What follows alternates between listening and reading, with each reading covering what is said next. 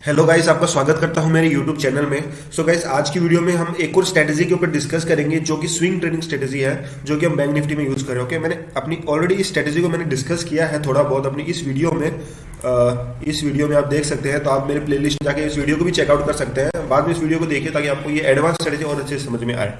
Okay, तो चलिए charts पे और मैं आपको बताता हूँ स्ट्रेटजी के बारे में।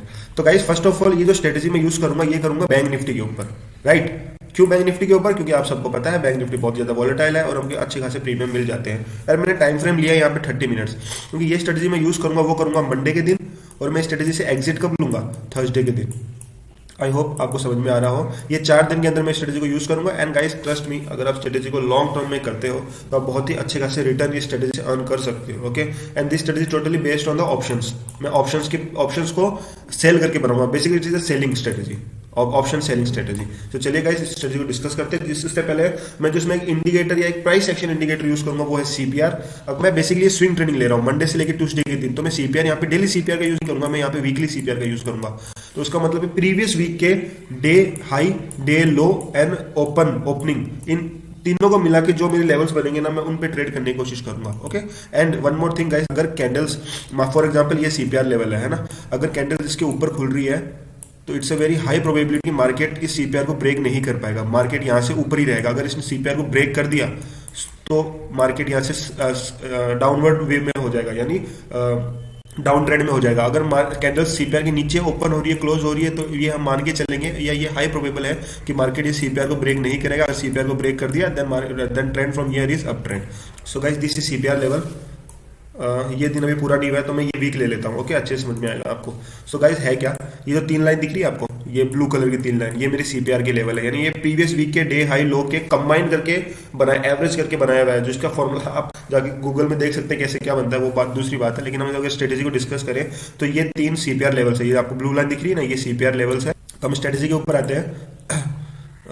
जैसे मैं ये अपने इसी वीक का एग्जाम्पल लेके चलता हूँ। ये पूरा वीक का चार्ट है। ओके, मंडे के दिन हम स्ट्रेटजी को लो करेंगे तो ये मंडे का फर्स्ट 30 मिनट्स का कैंडल है। अगर ये फर्स्ट 30 मिनट्स का कैंडल मंडे को सीपीआर के ऊपर क्लोज होता है, ओपन नहीं क्लोज, फर्स्ट ये ओपन कहाँ हुआ? इस लेवल पे हुआ है ना, इस लेवल पे। क्लोज कहाँ हुआ? इस लेवल पे हुआ था। And this both levels are above CPR. So हम ये मान के चल रहे हैं यहाँ पे कि अगर ये सीपीआर के ऊपर क्लोज होता है तो ये सीपीआर को ब्रेक नहीं कर पाएगा, ये सीपीआर को यहाँ पे ब्रेक नहीं कर पाएगा। And we will play our strategy according to this.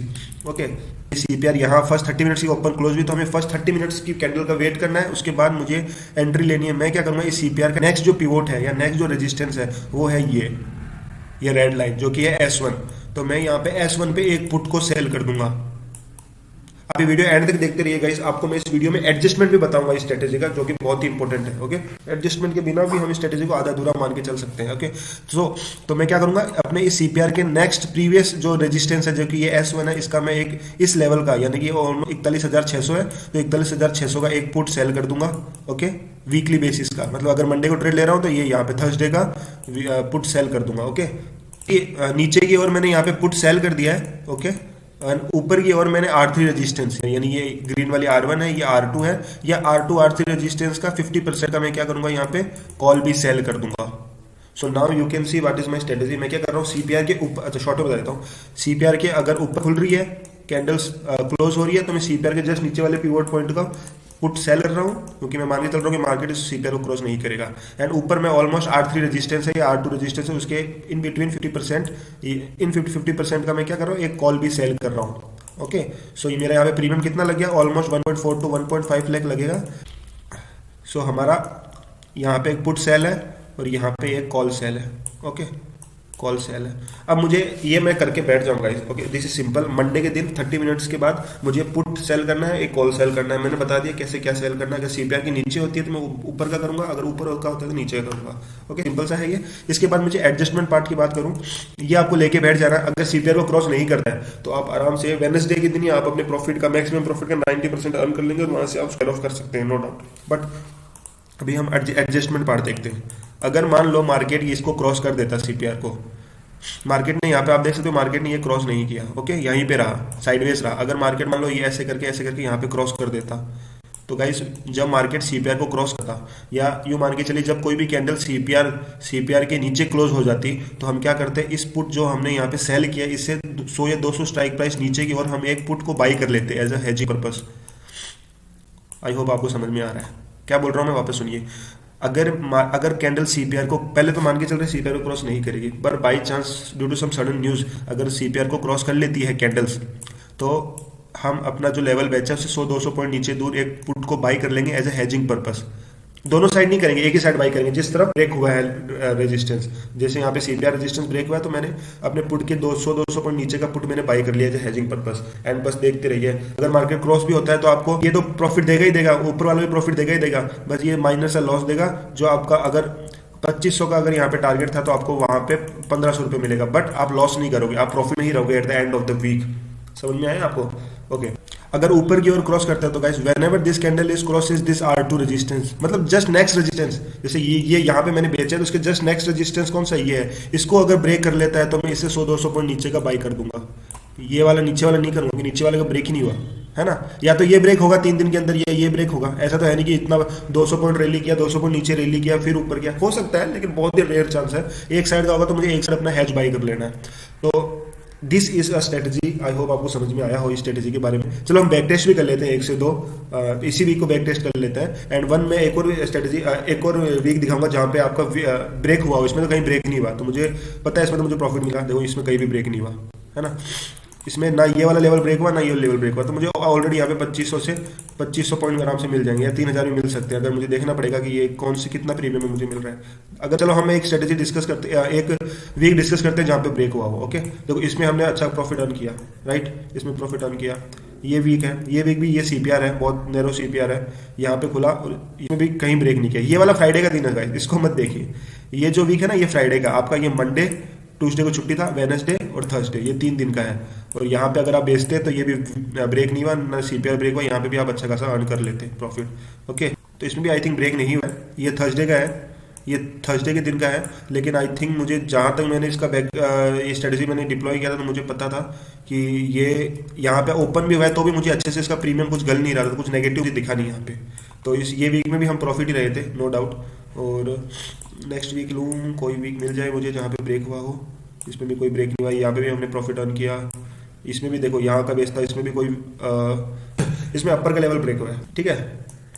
तो ये कौन सा 17th मैं स्टॉक मॉक लेता हूँ सिमुलेटर, 17 अक्टूबर की एक्सपायरी लेता हूँ, 17 अक्टूबर की एक्सपायरी लेता हूँ। एंड फर्स्ट 30 मिनट्स का वेट करता हूँ, मंडे हो गया, फर्स्ट 30 मिनट्स 9:46 हो चुका है। तो ये कैंडल है, तो अगर आप देखो तो ये कैंडल सीपीआर के ऊपर खुली है, आप देख सकते हो है ना, ये कैंडल क्या सीपीआर के ऊपर खुली है। तो मैं नेक्स्ट रेजिस्टेंस कौन सा होता है, ये वाले रेजिस्टेंस को बेचूंगा। ये रेजिस्टेंस है ऑलमोस्ट 38,900 का रेजिस्टेंस है यहाँ पे, 38,700 का, सॉरी 38,700 में बेचूँ तो मुझे ऑलमोस्ट 134 मिल रहा है। इतना नीचे, थोड़ा और नीचे जा सकते हो आप। फॉर एग्जाम्पल 38,500 का मैं ले लेता हूँ, तो 38,500 कहाँ पे मुझे मिला, बहुत नीचे मिल गया, बहुत अच्छा। प्रीवियस डे लो पे बेचा है, प्रीवियस डे लो पे बेचा है, जो कि इस रेजिस्टेंस के भी नीचे रेजिस्टेंस जो कि और सेफ्टी है। ऊपर की ओर मैं यहाँ पे देखूंगा ऑलमोस्ट 40,900 थर्ड रेजिस्टेंस के आसपास, अगर अच्छा प्रीमियम मिलेगा तो 40,900 में 1500 का प्रीमियम है। So we are getting our profit. देख सकते हो मेरा प्रॉफिट कितना हो रहा है यहाँ पे, देख सकते हो मैंने स्ट्रेटेजी डिप्लॉय कर दी। फर्स्ट ऑफ ऑल मैंने क्या क्या बेचा बता देता हूँ। ओके फर्स्ट ऑफ ऑल मैं क्या क्या ट्रेड लिया बता देता हूँ। देखो फर्स्ट हाफ आवर की कैंडल ये है, तो मैंने ऑलमोस्ट ये बेचा है प्रीवियस रेजिस्टेंस सीपीआर के नीचे, क्योंकि सीपीआर के ऊपर क्लोज हुआ है तो प्रीवियस रेजिस्टेंस बेचा, और यहाँ पे मैंने R3 का बेचा है। ओके आपको समझ में आ गया होगा, मैंने यहाँ पे R3 का बेचा है। तो ये मेरा स्ट्रेडल, मैंने शॉर्ट स्ट्रेडल मैंने यहाँ पे बना दिया है। अब मेरा काम है कि मेरे कैंडल्स को वॉच करना है, और मुझे क्या करना है, अपनी कैंडल्स को वॉच करते हुए अपनी एडजस्टमेंट करना। अगर मेरा ये सीपीआर ब्रेक होगा तो मैं यहाँ पे अपना हेज बाई करूंगा, अगर मेरा ये रेजिस्टेंस बाई ब्रेक होगा तो मैं यहाँ पे हेज बाई करूंगा। मैं जानबूझ के लिए, क्योंकि यहाँ पे रेजिस्टेंस ब्रेक हो रहा है तो मुझे यहाँ पे हेज करना पड़ेगा। सो गाइस पहले दिन देखो तो पहले दिन कुछ रेजिस्टेंस ब्रेक नहीं हुआ, ऊपर की तरफ गया है। सो मैं आगे बढ़ाता हूँ अपने इसको, अपने सिमुलेटर को आगे बढ़ाता हूँ। तो गाइस देख सकते हो आप इसमें प्रॉफिट क्या कैसे हो रहा है। मैक्सिमम प्रॉफिट कितना है यहाँ पे 2800 का, मेरा कैपिटल यूज होगा ऑलमोस्ट 1.5 लाख के आसपास। And this is my strategy. So अगर मैं टेस्ट करूँ इसका, तो पहले दिन तो कुछ नहीं हुआ यहाँ पे, तो फर्स्ट डे की दिन बात करूँ तो फर्स्ट डे पूरा निकाल देता हूँ मैं। ओके अब सेकेंड डे के दिन आप देख सकते हो इस कैंडल ने अच्छे से ब्रेकआउट दिया है, दिस वन कैंडल, ये कैंडल रेड है तो मैं इग्नोर मार सकता हूँ, लेकिन दिस बिग बुल कैंडल ने मेरे को इस पे ट्रेड लेना ही पड़ेगा, इस पे मुझे हेज बाई करना पड़ेगा, क्योंकि ये मेरा R2 रेजिस्टेंस को इसने ब्रेक कर दिया और R3 रेजिस्टेंस पे मेरा मेरा एक पुट कॉल सेल पड़ा हुआ है, तो मुझे हेज करना पड़ेगा, नहीं तो ये कॉल ज़्यादा तेजी से बाई मतलब बढ़ेगा प्रीमियम, जिससे मुझे लॉस हो सकता है। सो ये कैंडल कौन सी है, ये कैंडल है ऑलमोस्ट 12-15 की कैंडल, तो मुझे 12-15 पे हेज बाई करना पड़ेगा। 12-15, तो ये 12-15 की कैंडल है, मुझे हेज बाई करना पड़ेगा। हेज क्या बाई करूंगा, ये रेजिस्टेंस है कौन सा, 40,900 से 100-200 पॉइंट आगे का, यानी कि 41,100, 40,900 का मैंने बाई किया, सेल किया ना, तो मैं 200 पॉइंट ऊपर का 40,900 तो 41,100 ये मैंने बाई कर दिया।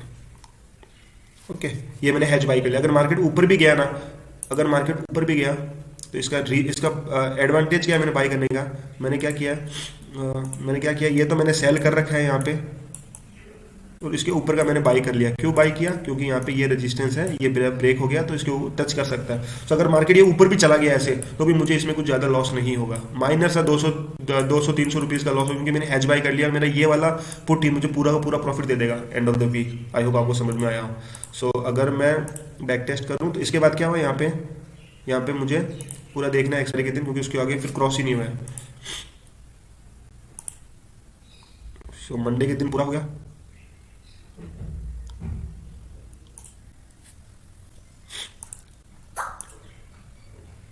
सो गाइस थर्सडे एक्सपायरी आ गया, आप देख सकते हो एक्सपायरी आ गया 3:30 पे। क्या हुआ, मुझे प्रॉफिट कितना हुआ, 2300 रुपये। मैक्सिमम प्रॉफिट 2500 का था, लेकिन मैंने हेज बाई करने से मेरे 200 रुपये चले गए, मुझे 2300 रुपये मिला, which is all fine, no doubt, and we make a good profit in this week. So in this way I trade short strangle for swing trade perspective. So swing trade में आप शॉर्ट स्ट्रैंगल्स के through ऐसे earn कर सकते हो, या ऐसे अपनी स्ट्रेटेजीज बना सकते हो। पहले आप नेकेड बाई करते हो, नेकेड सेल करते हो, और जब आप बाई हेज तभी बाई करते हो जब जरूरत पड़ती है, जरूरत नहीं पड़ती तो मैं अपना प्रीमियम क्यों दूं फालतू में। So this is the strategy on based on the CPR। I hope you like this strategy, and आप ये स्ट्रेटेजी को प्रैक्टिस कर सकते हैं, आप प्रीवियस वीक्स में हर वीक्स में देखिए।